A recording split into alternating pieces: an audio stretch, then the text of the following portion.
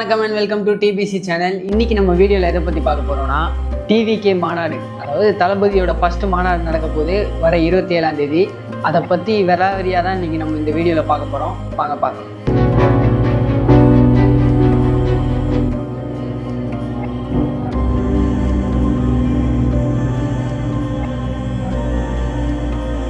தளபதியோட ஃபஸ்ட்டு மாநாடு நிறைய பேர் ரொம்பவே எக்ஸ்பெக்ட் பண்ணிட்டு இருந்தாங்க. தளபதி எப்போ தான் ஃபஸ்ட்டு மாநாடு வைக்க போகிறாருன்னு 27 அக்டோபருக்கு கன்ஃபார்ம் பண்ணிட்டாங்க.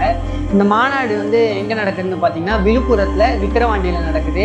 இந்த மாநாடு 181 ஏக்கர் விவசாய நிலப்பரப்பில் நடக்குது. அங்கே விவசாய மக்கள்கிட்டலாம் பர்மிஷன் கேட்டு செட் பண்ணி இவ்வளோ பெரிய இடத்துல கிராண்டாக பிரம்மாண்டமாக பண்ணுறாங்க.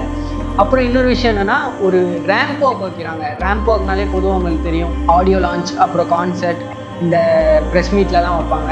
எதுக்காக வைப்பாங்கன்னா, ரேம்ப் வாக் ஆடியன்ஸ் கூட கனெக்ட் ஆகணும். இப்போ தூரமாக அந்த ஸ்டேஜில் நின்று பேசினா ஒரு மாதிரி தூரமாக இருக்கிற மாதிரி ஒரு ஃபீல் வரும். நம்ம இப்போ அந்த ரேம்ப் வாக்கில் போய் பேசணும்னா சரி ஆடியன்ஸ் கூட கனெக்ட் ஆகலாம், மெர்ஜ் ஆகலாம்னு சொல்லிட்டு அந்த ரேம்ப் வாக் வைப்பாங்க. இந்த மாநாட்டில் பார்த்தீங்கன்னா லட்சக்கணக்கான பேர் வர போகிறாங்கன்னு சொல்கிறாங்க. அப்போ அது எவ்வளோ பெரிய ரேம்ப் வாக்காக இருக்கும்னு நினச்சி பாருங்கள்.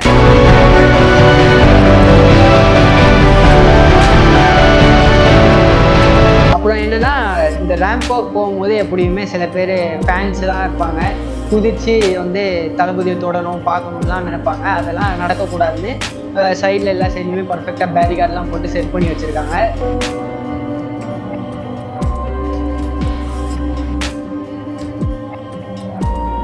மிஸ்ஸிங் ஜோன் ஒன்று வச்சுருக்காங்க. அது என்னென்னா, மாநாடு திடல்லையும் பார்க்கிங் ஏரியாலையும் இந்த மிஸ்ஸிங் ஜோன் இருக்கும். மொத்தம் 4 பார்க்கிங் ஏரியா. இந்த ஏரியாவில் தான் இந்த மிஸ்ஸிங் ஜோன் இருக்கும். இப்போ நீங்கள் யாராவது காணாமல் போயிட்டீங்க, இல்லை உங்கள் ஃப்ரெண்டு இல்லை ஃபேமிலியில் யாராவது ஒரு சின்ன குழந்தை காணாமல் போயிட்டாங்கன்னா, நீங்கள் இந்த மாநாடு திடல் இல்லை அந்த பார்க்கிங் ஏரியாவில் போய் இந்த மிஸ்ஸிங் ஜோனில் நீங்கள் இன்ஃபார்ம் பண்ணிங்கன்னா அவங்க கரெக்டாக அவங்கள பார்த்து காண்டாக்ட் பண்ணி உங்களை ஃபேமிலியோடையோ ஃப்ரெண்ட்ஸோடையோ ஜாயின் பண்ண வச்சுருவாங்க.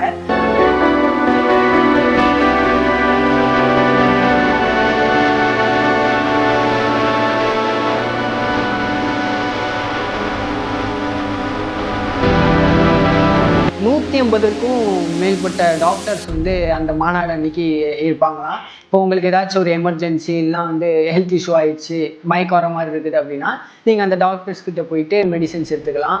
உங்களுக்கு எல்லாமே ப்ராப்பராக பண்ணிடுவாங்க. இதுவுமே ஒரு சூப்பரான விஷயம். எந்த ஒரு மாநாடுலையுமே இப்படி ஒரு விஷயம் நான் பார்த்ததில்லை.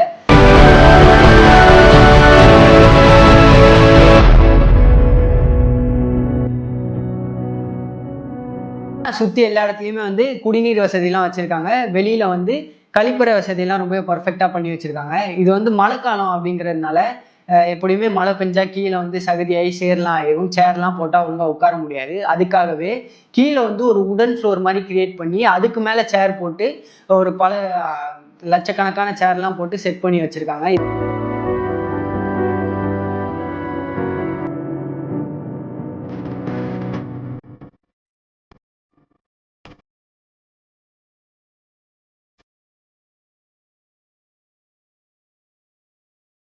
அப்புறம் என்னென்னா, மாநாடுக்கு என்ட்ரி ஒரு 5 கேட்ஸ் வச்சுருக்காங்க. அப்புறம் எக்ஸிட் 15 கேட்ஸ் வச்சுருக்காங்க.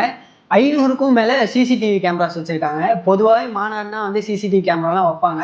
ஆனால் 500க்கும் மேலே சிசிடிவி கேமராஸுங்கிறது நான் இப்போ தான் புதுசாக கேள்விப்படுறேன். ரொம்பவே நல்லா இருந்துச்சு. அப்புறம் என்னென்னா, 100 அடிக்கு ஒரு கொடி கம்பத்தை நட போகிறாங்களாம். இப்போ தளபதி இந்த கட்சி கொடியை ரிலீஸ் பண்ணும்போது சும்மா சாதாரணமாக கையில் எடுத்துகிட்டு கொடியை நாட்டிட்டாரு. அதனால் இந்த மாநாட்டில் 100 அடிக்கு ஒரு கொடி கம்பத்தை நட போகிறாங்களாம். இப்போ எங்கேயாச்சும் வராங்க, வழி தெரியாமல் வந்தால் கூட அந்த கொடியை பார்த்து ஈஸியாக வந்துடுவாங்க போல் மாநாடுக்கு. அப்புறம் இன்னொரு மெயினான விஷயம் என்னென்னு பார்த்தீங்கன்னா, பொதுவாகவே மாநாடுனா குவார்ட்டரும் கோழி பிரியாணியும் ஒரு வழக்கமான விஷயம். ஆனால் இந்த மாநாட்டில் சரக்கு போட்டோ சரக்கை எதிர்பார்த்தோ யாருமே உள்ளே வரக்கூடாது. பொதுவாகவே சில பேர்லாம் சரக்கு போட்டு உள்ளே வர ட்ரை பண்ணுவாங்க. ஆனால் உள்ளே ஏகப்பட்ட கார்ட்ஸ் இருக்கிறதுனால அது எப்படின்னு நமக்கு தெரியலை. இது ஒரு நல்ல விஷயம்தான். ஏன்னா தளபதியை ஒரு பொலிட்டீஷியனாக தெரியறதை விட ஒரு ஆக்டராக நிறைய பேருக்கு பிடிக்கும், தெரியும். உள்ளே அதனால உமன்ஸ் வருவாங்க, குழந்தைங்க வருவாங்க, கேர்ள்ஸ்லாம் வருவாங்க. அதனால் இப்படி சரக்கு போட்டு வரக்கூடாதுன்னு சொல்கிற விஷயம் ரொம்பவே நல்ல விஷயம்.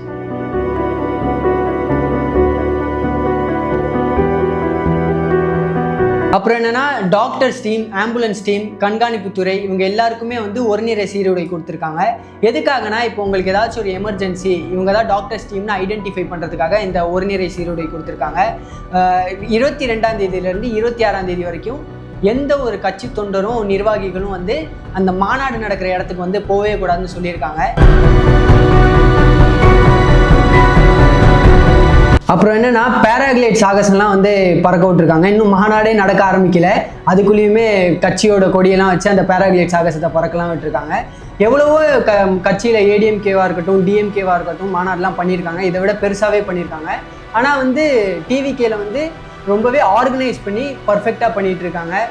அந்த கழிப்பறை வைக்கிறது, அப்புறம் குடிநீர் வசதி, டிபார்ட்மெண்ட்டாக பிரித்து இந்த டாக்டர்ஸ்க்கு, ஆம்புலன்ஸ் டீம் இப்படிலாம் வச்சு கொடுத்ததுனால இன்னுமே ரொம்ப ஆர்கனைஸ்டாக இருக்க மாதிரி இருக்குது.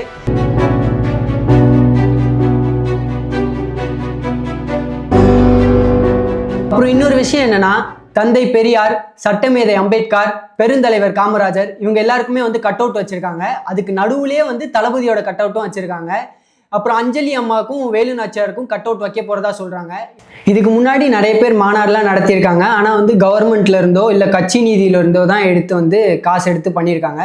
ஆனால் தளபதி வந்து அவருடைய சொந்த காசில் இந்த மாநாட்டை நடத்துகிறதா சொல்கிறாங்க. தளபதி பணம் கொடுக்குறாரா இல்லையான்றதெல்லாம் உங்களுக்கு தெரியுமா? சொல்லு, தெரியுமா?